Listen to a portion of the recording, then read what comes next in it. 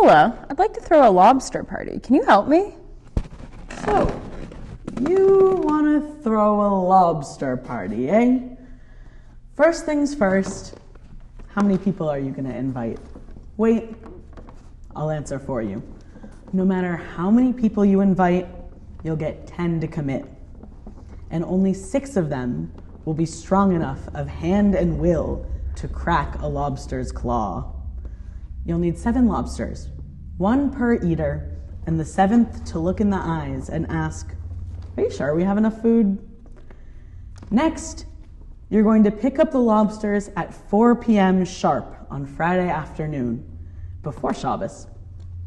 You will realize that the undercarriage of your car is dangling off your vehicle like a loose tooth, and will make a pit stop at the dealership from whence you purchased it 2 weeks prior.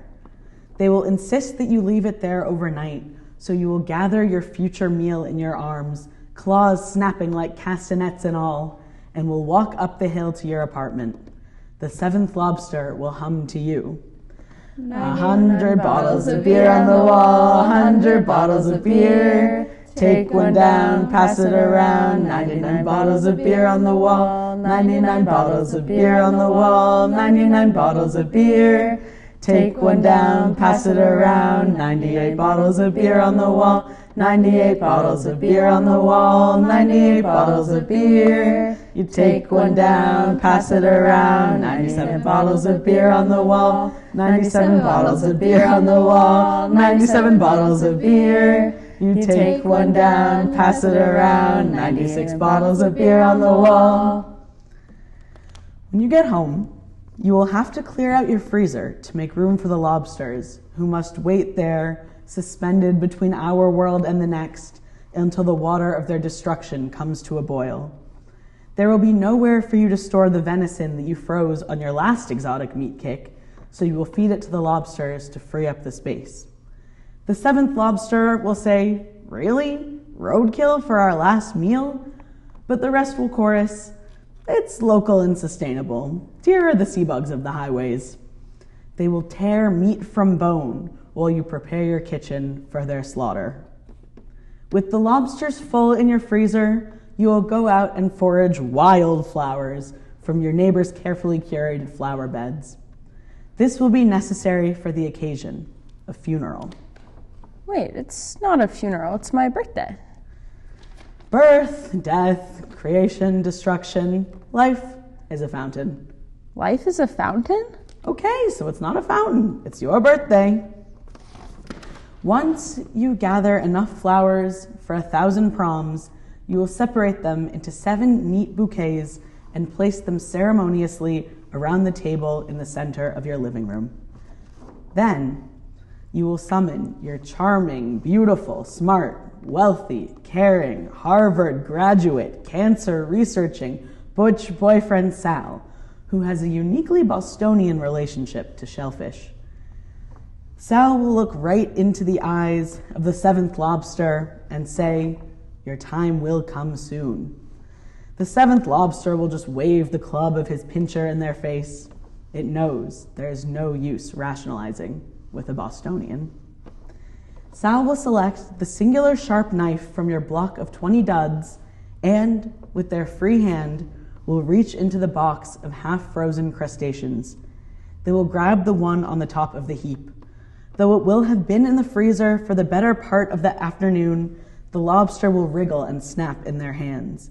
Sal will think that it is simply reacting to the change in temperature, but when set down on the cutting board, the lobster will mistake its feel for the singular solid place under the sea, the dance floor.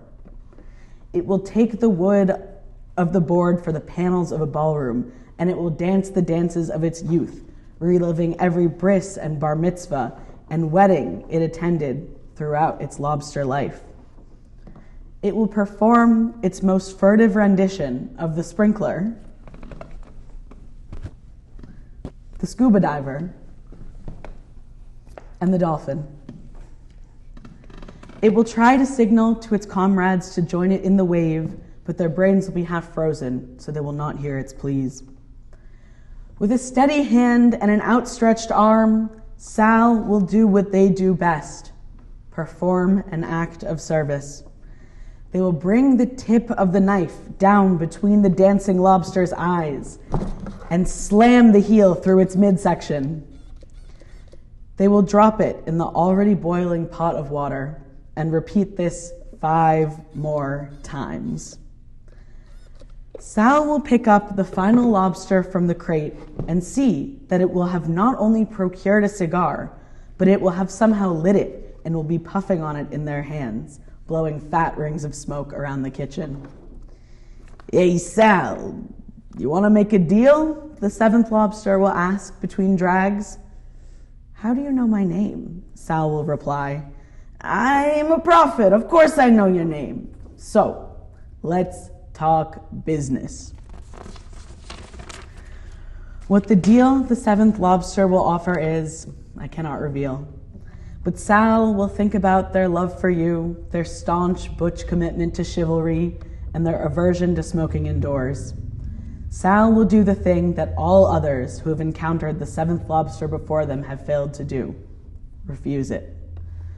Before they can think about the terms of the deal for too long, before they can allow themselves to languish in the 7th lobster's proposed gifts, Sal will grab the 7th lobster by the last vertebra of its tail and plop it in the water alongside its less holy comrades, whole.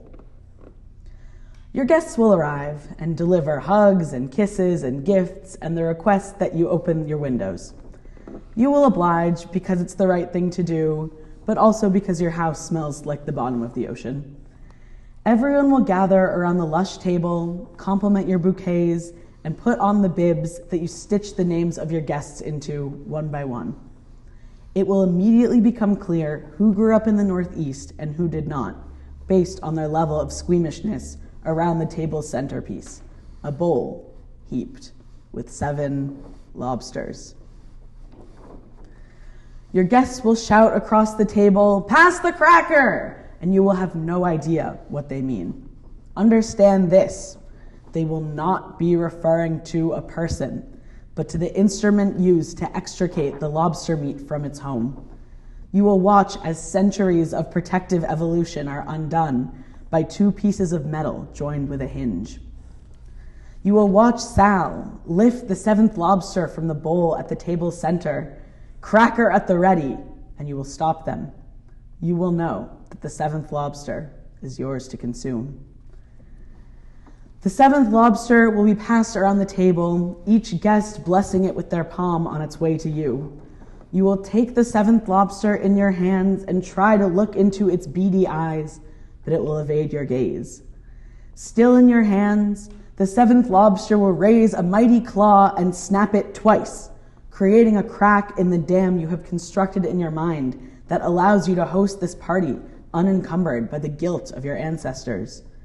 The sound of the stone cracking will mirror that of the shells around the table. The 7th lobster will say to you, "You thought you could cheat death, but death is always at the dinner table. Go ahead, eat me." A trickle will begin to leak through the fissure that the 7th lobster created, and in the water leaking from the dam will be a vision of your mother saying, "A moment on the lips, a lifetime on the hips." The trickle will flow into a stream, and her mother will appear in it, fretting about whether or not to just eat the damn trafe in her new American home. She will swirl past you as the stream rages into a river. Her mother before her will emerge, worrying about having enough food to feed her family in the Warsaw Ghetto. The river will open into a sea that will swallow you whole, and you will be swept to its sandy bottom. You will scrabble for sure footing, and when you find it, you will realize that you are on a dance floor. You will look to your left and see your mother's mother's mother, Yetta. She will be worrying about the flood and subsequent drought that will destroy her cabbage crop. You will both be lobsters. You will return to your human form with your hair drenched, dripping onto the tablecloth, still clinging to that 7th lobster. But now, you will know the true meaning of a lobster party. The 7th lobster will know this too. It will meet your gaze for the first time the whole evening, and in a voice audible only to you, will say, "Happy birthday, Esther." You will open your mouth and swallow it whole. I mean, that all sounds great, but how do you even know all of this? What is a fishmonger but the angel of death? Happy birthday, Esther. Say hello to Yedalef for me.